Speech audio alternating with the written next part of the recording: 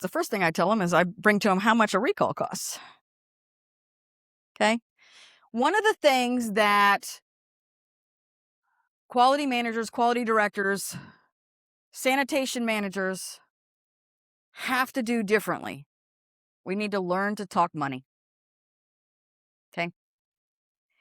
Always, always, always, our bosses are going to look at what's the bottom line. Let me tell you, you can affect the bottom line in a positive manner. Okay. What happens when you find out that there's a better way of doing something? Okay. Oh, they want to cut, they want to cut, they want to cut. Well, let's find out the better way of doing it where we can actually reduce the cost and improve the outcome. Okay. I know math is no fun. Got it.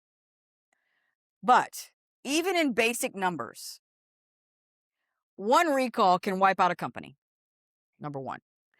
Number two, what's it going to cost me if I have a customer product go out with rodent droppings on it? And it's my biggest customer. Now, it might not cost me a recall, but it might cost me that customer. What's it going to cost me if I have a nut company and the Indian meal moths have gotten in, and when they do an inspection on those, they go, there's holes in this, there's lots of webbing, and there's a ton of debris. You have not been taking care of your product. I am not going to be ordering from you anytime soon. Or, oh, by the way, we're coming in for an inspection and you're going to pay for it. Because obviously you didn't take care of your product well.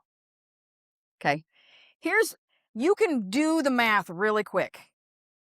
We can keep these sanitation folks. We can keep a good pest control. And we don't lose these customers. And I know it's a savings and they're not seeing it, but like, let them just do one and it will get you. So, but the little bit of cost along the way keeps you from having a loss of a company. You're going to have to downsize. I'm not going to be able to get that next customer. I have a bad reputation in the market. You got to do it in numbers.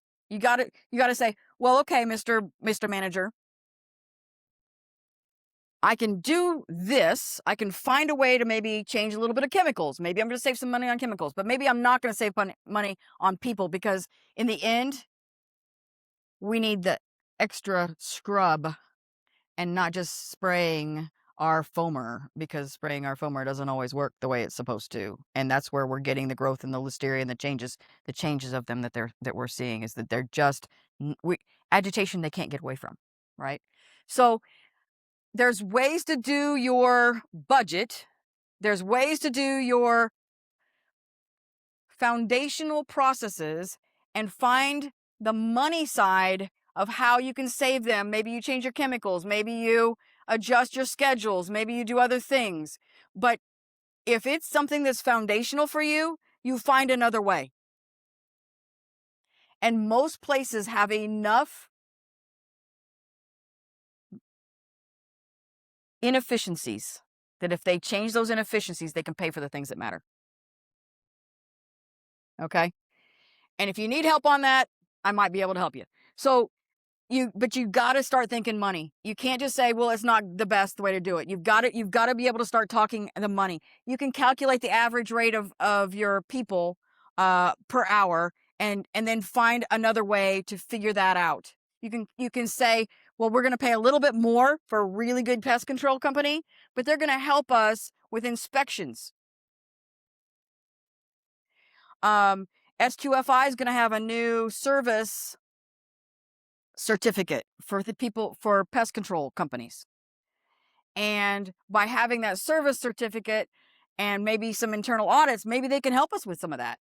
Maybe we need a little bit more help on the floor. Maybe they can help us with some of that. Maybe we can get some of that adjusted and it doesn't have to be just internal people always, right?